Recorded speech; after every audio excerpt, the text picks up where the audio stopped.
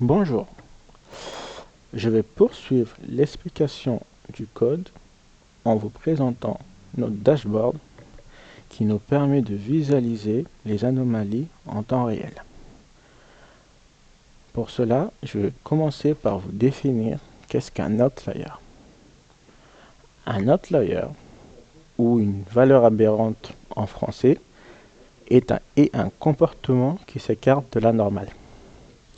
Pour mieux comprendre, nous allons prendre un exemple d'un tableau illustrant des anomalies. D'accord?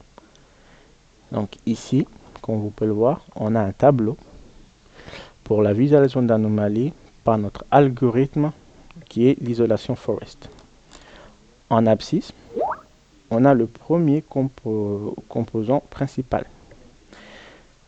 Et en ordonnée, on a le second composant principal.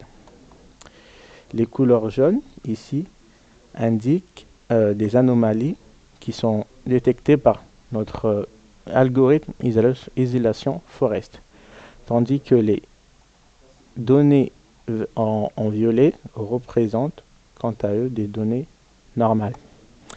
Avec ça, on va passer maintenant à la présentation du code. Pour ça, on va aller dans Dashboard PI et je vais vous présenter quelques notions importantes qui ont été utilisées pour créer notre site dashboard. Je vais commencer par Plotly.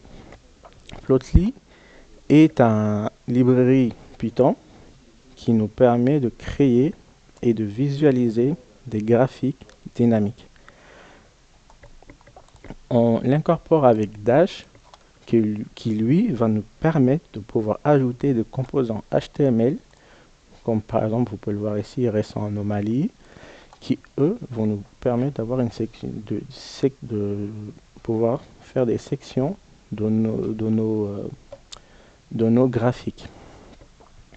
Avec ça, on peut se poser la question d'où viennent les données que Plotly récupère pour créer ces graphiques.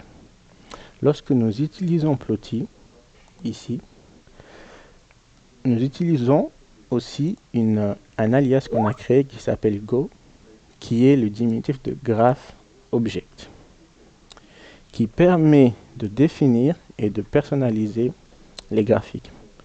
Les données utilisées dans les graphiques sont importées de data management avec des paramètres qu'on a nous-mêmes choisis, comme par exemple time, anomaly score, anomaly et search anomaly, qui est important pour nous pour avoir un historique des données qui ont été détectées comme des anomalies.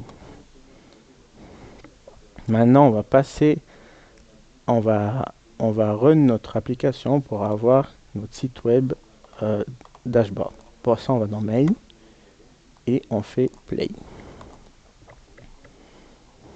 On attend que ça démarre.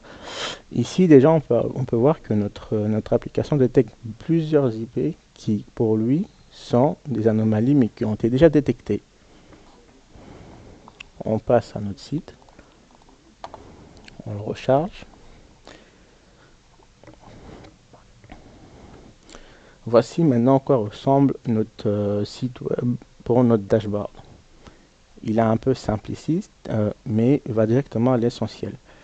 Ici, on peut avoir le score des anomalies en temps réel. On peut voir que le site a été produit avec Plotly. Ici, on a les tailles des paquets des distributions, le protocole des paquets donc, qui est TCP. On peut télécharger le graphique ou le prendre en photo.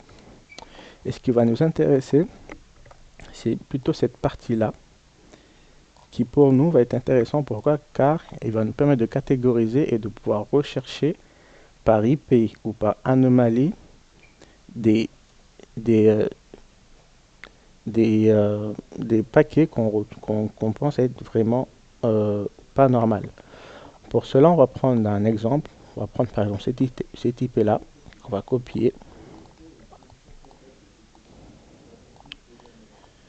Et grâce à la fonction qu'on a mis search sur l'import de data management, on va le copier ici.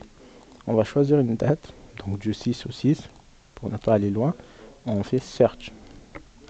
Et ici, on peut voir qu'on a un historique de tout ce que notre algorithme Isolation Forest a détecté comme anomalie partant de cette IP-là.